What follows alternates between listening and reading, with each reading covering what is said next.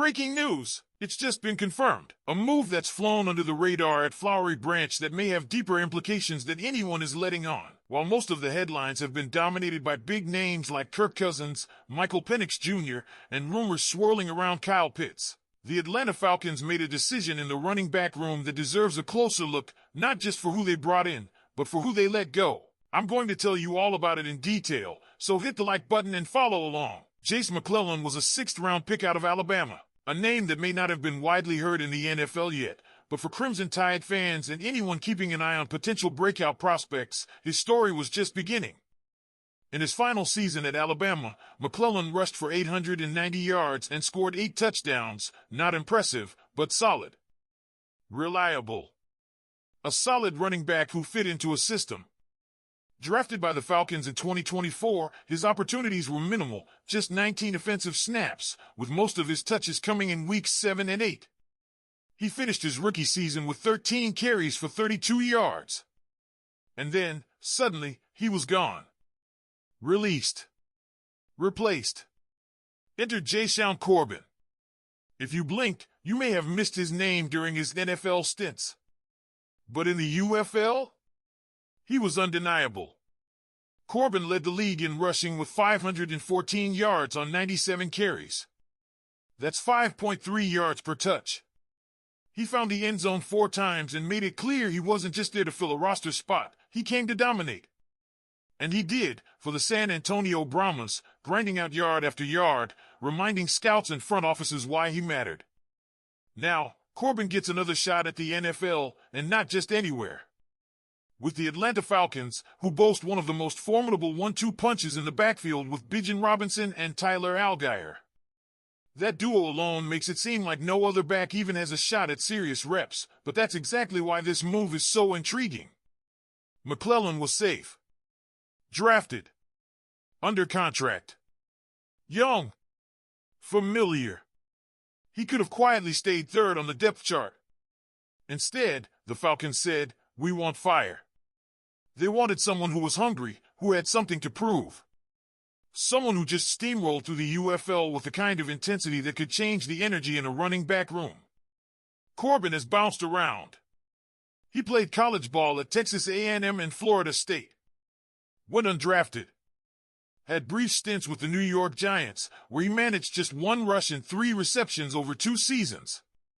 He spent time on the Carolina Panthers practice squad. Injuries took their toll, including a stint on IR with the Giants in 2024. But this spring, something clicked. Corbin showed he wasn't just another body, he was a difference maker. And now, with the Falcons, he's on a roster for the first time since being released last season. Training camp will be his crucible. Corbin walks into a running back room led by a star in Bijan and a bruiser in Allgeier. But the third spot? That's where the war is. Carlos Washington Jr., Elijah Dotson, Nathan Carter, all vying for that same sliver of opportunity. Corbin has to stand out. And fast. For fans watching closely, this is more than just a minor transaction. It signals a shift in tone. The Falcons aren't sitting on potential. They're demanding production. They're saying if you're not performing, you're replaceable, even if you were a draft pick from one of the most storied programs in college football. But what's the real cost here? McClellan may land elsewhere. He's young, has pedigree, and his career is far from over. The NFL's full of stories about late bloomers and surprise breakouts. But in Atlanta, that window closed fast. Corbin's arrival means they want more explosiveness, more energy, more results, now. And while this isn't a headline-grabbing trade or a high-profile signing, this could be the start of a domino effect. These small moves add up. They send signals inside the locker room, show up or ship out. With rumors continuing to swirl around key names like Justin Simmons and Kirk Cousins, and with the Panthers sniffing around trying to poach one of our top defenders, these decisions matter. The Falcons are playing chess.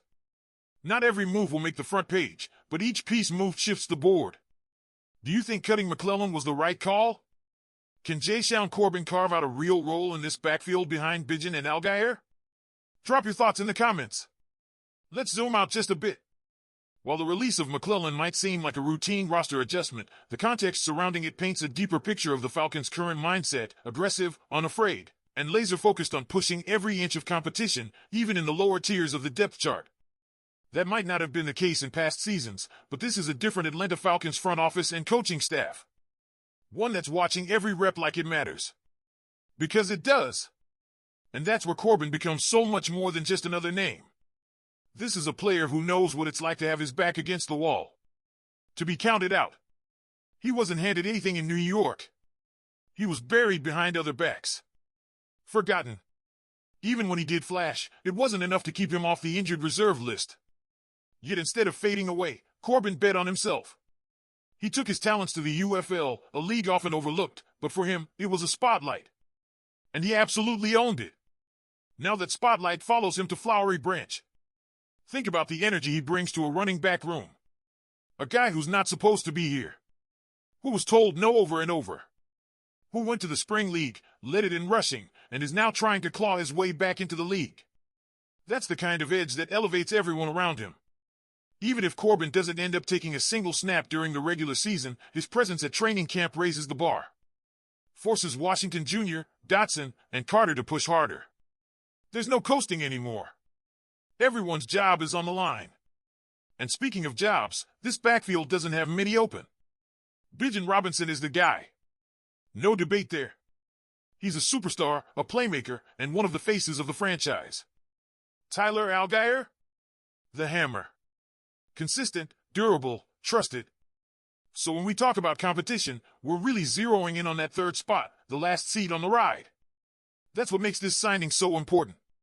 That final spot can be the difference between making the 53-man roster and being left behind. Between wearing the jersey on Sundays or watching from the couch. But maybe there's something bigger brewing here. Maybe the Falcons are preparing for more than just a rotational back. Could this be laying the groundwork for insurance? A shift in special team strategy? Or even a surprise rotation that sees Corbin used in specific packages to catch defenses off guard? He's proven he can handle a heavy workload. He's shown he can break tackles and explode through the second level. If he brings that same hunger and explosiveness into camp, don't be shocked if the Falcons find a way to keep him around, even if it means bumping someone else off the roster. Let's not forget, this is happening in a larger context of transformation. The Falcons are no longer content with being just good enough. The drafting of Michael Penix Jr., the retention of Cousins as a veteran safety net, and the continued investment in playmakers like Pitts, Mooney, and Bijan, it all points to a franchise that's finally tired of rebuilding and ready to fight. But that also comes with hard decisions. McClellan was one of them. And more are coming. So Falcons fans, what do you think? Is Corbin the real deal, or is this just a temporary stop on his long journey? Should the Falcons have given McClellan more time, or was it the right call to prioritize someone who's already proven he can dominate at the pro level, even if it was in the UFL? Let us know in the comments. Don't forget to click the like button and subscribe to the channel. Go Falcons!